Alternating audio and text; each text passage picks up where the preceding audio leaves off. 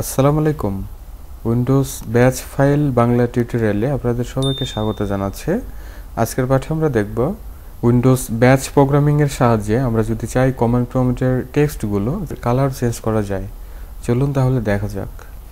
আমরা ডেস্কটপে mouse right click করি, দেন নিউ থেকে টেক্সট ডকুমেন্ট। আমরা যে কোনো একটি নেম দিতে পারি, লাইক কালার,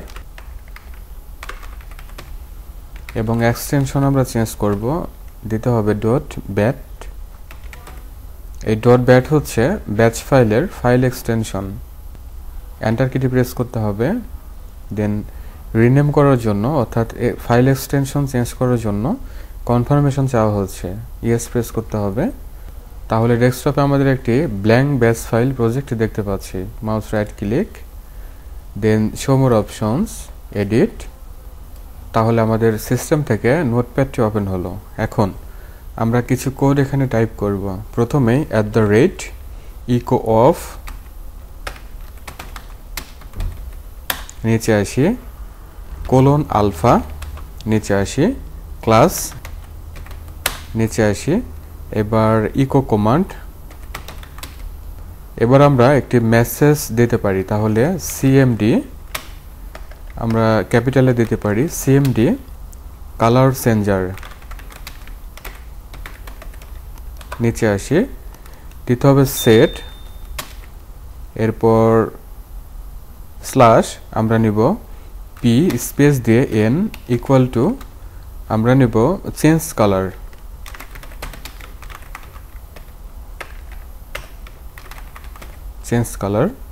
কোলন।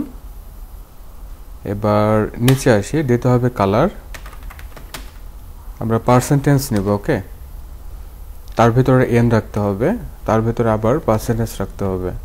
নিচে আসি পজ, নিচে আসি GOTO আলফা। এতটুকু হচ্ছে কোড। এখন যদি আমরা সেভ করি এবং নোটপ্যাড ক্লোজ করে দিচ্ছি, এখন যদি আমরা আমাদের প্রোগ্রামটিকে রান করি, তাহলে আমাদের সিস্টেম থেকে কমান্ড প্রম্পট ওপেন হলো, ঠিক আছে। তো আমরা যে কোনো একটি কালার ভ্যালু টাইপ করি, ধরা যাক 2, এন্টার কিটি প্রেস করলে সেটির কালার চেঞ্জ হচ্ছে, ওকে। আবার স্পেস বার প্রেস করলে আমরা আবার পূর্বের অবস্থানে আসতে পারবো, ধরা যাক 3।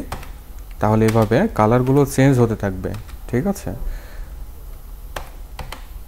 তাহলে উইন্ডোজ ব্যাচ প্রোগ্রামিং এর সাহায্যে আমরা যদি চাই কমান্ড প্রম্পটের টেক্সটগুলো কালার চেঞ্জ করার জন্য, তাহলে এই কয়েক লাইন কোডের মাধ্যমে আমরা সেটি তৈরি করে নিতে পারবো। তাহলে ভিউয়ার, এতটুকু ছিল আজকের ভিডিওটি ভালো লাগলে লাইক, কমেন্ট, শেয়ার করবেন। চ্যানেলটিকে সাবস্ক্রাইব না করে থাকলে অবশ্যই সাবস্ক্রাইব করে সাথে থাকবেন। নতুন ভিডিওগুলো দেখার জন্য বেল বাটন প্রেস করে রাখতে হবে। চ্যানেলে এই ধরনের ভালো ভালো ভিডিও দেয়া আছে, সময় করে দেখে নেবেন।